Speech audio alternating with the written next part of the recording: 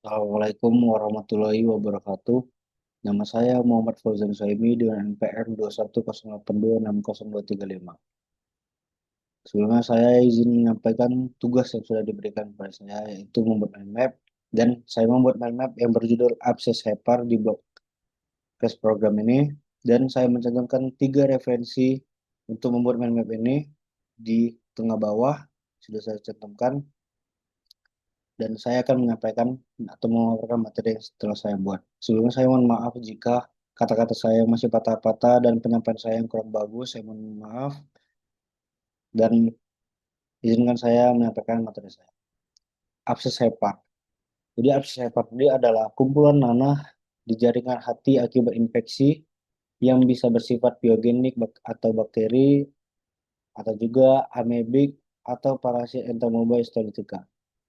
Dan ini merupakan kondisi yang serius, bisa mengancam jiwa jika tidak ditangani secara tepat dan cepat. Jadi, Alzheimer ini sebenarnya harus benar-benar dan cepat kita sadari sebelum dia jadi mengancam jiwa jika tidak ditangani dengan cepat dan juga tepat. Karena Alzheimer ini ada klasifikasinya, yaitu ada abses hepatik biogenik yang pertama dan juga abses hepatik amebik itu yang kedua. Jadi yang pertama, abses hepatik biogenik ini karena bakteri. Jadi bakteri ini yang paling sering disebabkan adalah Escherichia coli, Klebsiella, dan juga Streptococcus. Jadi ini dia sering terjadi akibat infeksi saluran empedu atau kolangitis dan juga infeksi interabdomen, yaitu appendicitis dan juga divertikulitis, dan bisa juga trauma hepatik atau pasca operasi. Lalu yang kedua ada abses hepatik amebik. Ini disebabkan oleh Entamoeba histolytica. Umumnya hanya satu, globus kanan hepat. Bisa juga menyebar dari amebiasis usus atau yang biasa disebut diare berdarah. Gejala klinis dari abses hepar ini ada beberapa, yaitu demam tinggi hingga menggigil, lalu nyeri perut kanan atas, dan hepatomegali atau hati membesar, organ hati yang membesar, lalu bisa juga mual, muntah, anoreksia. Bisa juga keringat malam dan lemas, lalu ikterus jika kasusnya ini sudah berat. Faktor risikonya, abses hepar ini bisa diakibatkan oleh diabetes mellitus atau DM, lalu gangguan pada imun orang yang terkena, dan juga riwayat penyakit saluran empedu. Jadi kita bisa tanya dulu apakah pasien ada riwayat penyakit saluran empedu sebelumnya. Lalu infeksi intraabdomen dan juga kebersihan lingkungan yang buruk untuk abses yang amebik tadi. Ya, berarti lingkungan kotor. Lalu ada juga tata laksana untuk yang abses biogenik. Yang pertama tuh bisa kita beri antibiotik spektrum luas, misalnya ceftriaxone dan juga metronidazole. Lalu drainase aspirasi atau kateter, dan juga operasi jika absesnya ini multiple atau juga ruptur. Lalu yang kedua ada abses ABB. Obat utamanya itu metronidazole, dikonsumsi bisa 7 sampai 10 hari, dan obat tambahannya bisa luminal amebicid atau para paromomisin.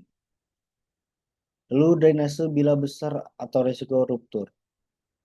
Jadi tata sama bisa drainase, operasi juga bisa.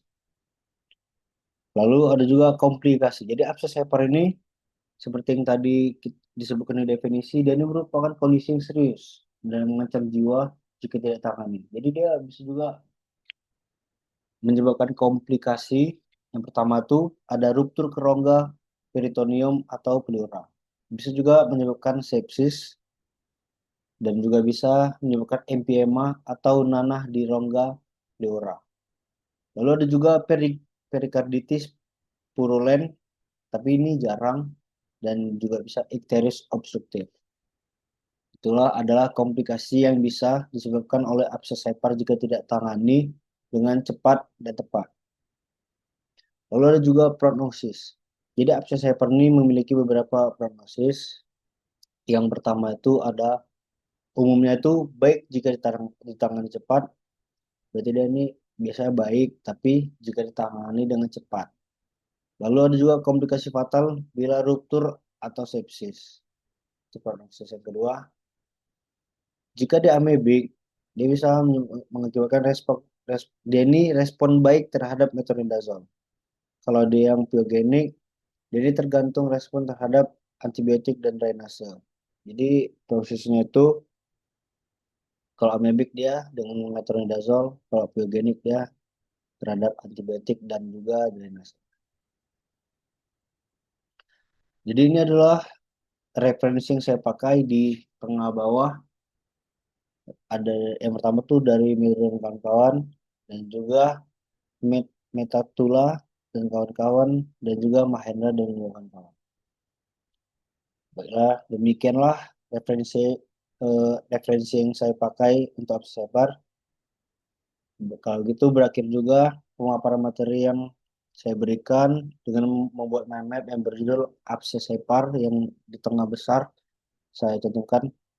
Jadi abscess hepar ini, di materi ini saya ada menyebutkan definisi, klasifikasi, gejala klinis, faktor risiko, tata laksana, komplikasi, prognosis, dan yang terakhir ada referensi yang saya cantumkan seperti yang sudah di peraturan dalam membuat mind map untuk dipresentasikan. Dan di sebelah kiri bawah saya mencantumkan nama dan juga NPM saya. Demikianlah pemaparan materi. Saya mohon izin kepada Ibu Dokter dan Bapak Dokter yang mengoreksi. Mohon maaf jika ada kata-kata saya yang salah dan yang masih patah-patah. Saya mohon maaf karena saya juga gugup. Baiklah, terima kasih. Assalamualaikum warahmatullahi wabarakatuh.